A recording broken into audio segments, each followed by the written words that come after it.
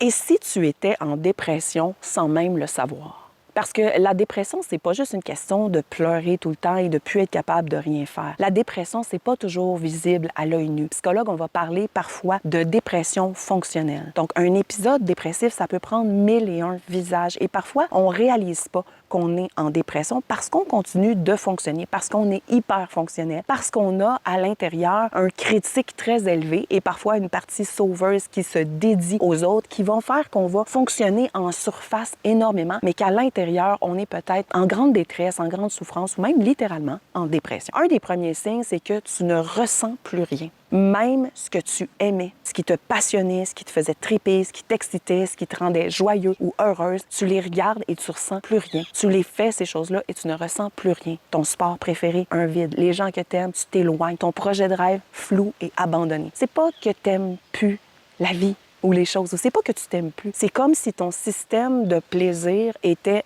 à off. Ton cerveau a comme couper le son de ce fonctionnement-là. En schémothérapie, on va appeler cette partie-là de toi comme un mécanisme de défense. On va l'appeler ton protecteur détaché. C'est lui qui a pris le contrôle. Il va t'éloigner de tout ce qui peut te faire du mal, mais en même temps, il va aussi t'éloigner de ce qui te fait du bien et du plaisir.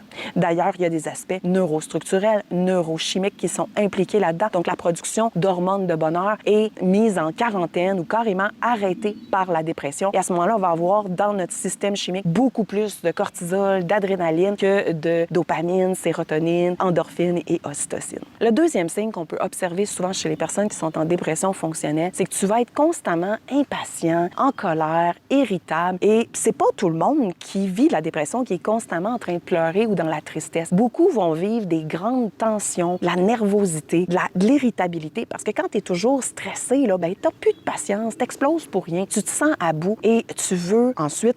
Évidemment, une fois que tu as explosé, tu t'en veux, tu te sens coupable. Et cette fameuse partie critique qui est très élevée chez toi, elle va te taper dessus, te dévaloriser parce que tu as perdu patience, alors que c'est complètement hors de ton contrôle. Souvent, à l'intérieur, il y a un petit coco, une petite cocotte, un enfant vulnérable, en détresse, anxieux et qui n'est pas vu par personne et même par toi-même. Et justement, ton protecteur détaché, et parfois, on va l'appeler ton protecteur colérique, va faire en sorte qu'il n'y a plus de place pour regarder cet enfant vulnérable. Et c'est pas que tu ne veux pas, c'est pas que tu ne veux pas que les autres y atteignent, c'est juste une question de protection. Numéro 3, tu ne te reconnais plus. Justement, les choses que tu aimais faire, les gens que tu aimais voir, les passions qui t'animaient, le sport, toutes les choses que tu aimais avant, que tu n'aimes plus maintenant. Et cette irritabilité, cette tension en permanence à l'intérieur de toi, tu sens que c'est plus toi. Tu as perdu ton élan, ta spontanéité, ton humour, ton feu, ta joie de vivre. T'es comme sur une espèce de pilote automatique. Tu fais ce que tu dois faire, mais sans goût, sans direction et sans espoir. C'est souvent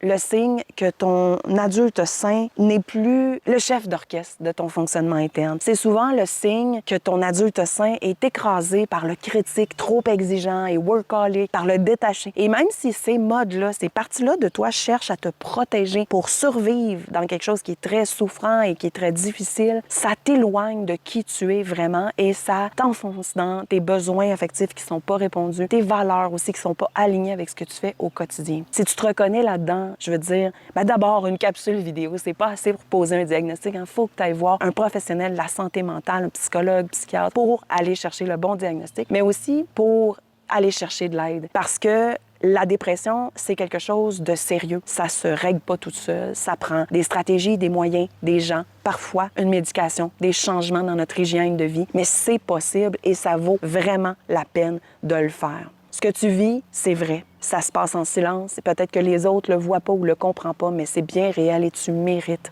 de t'en sortir.